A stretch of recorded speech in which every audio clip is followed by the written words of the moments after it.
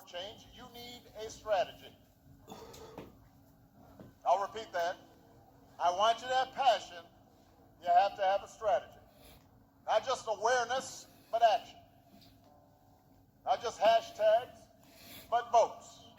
You see, change requires more than righteous anger. It requires a program and it requires organizing.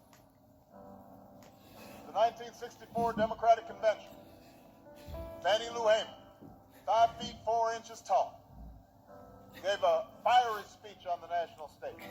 But then she went back home to Mississippi and organized cotton pickers.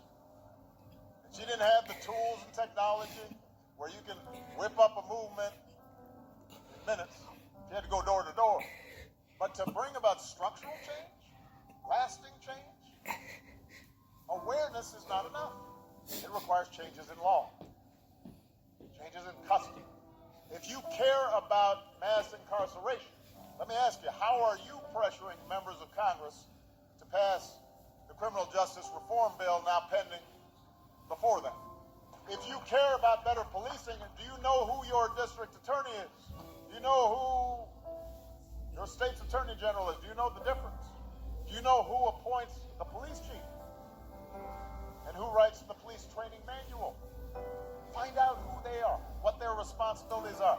Mobilize the community, present them with a plan, work with them to bring about change, hold them accountable if they do not deliver. Passion is vital. Passion is vital, but you got to have a strategy. And your plan better include voting. Not just some of the time, but all of the time. It is absolutely true that 50 years after the Voting Rights Act, there are still too many barriers in this country to vote. There are too many people trying to erect new barriers to voting. This is the only advanced democracy on earth that goes out of its way to make it difficult for people to vote. And there's a reason for that. There's a legacy to that. Change requires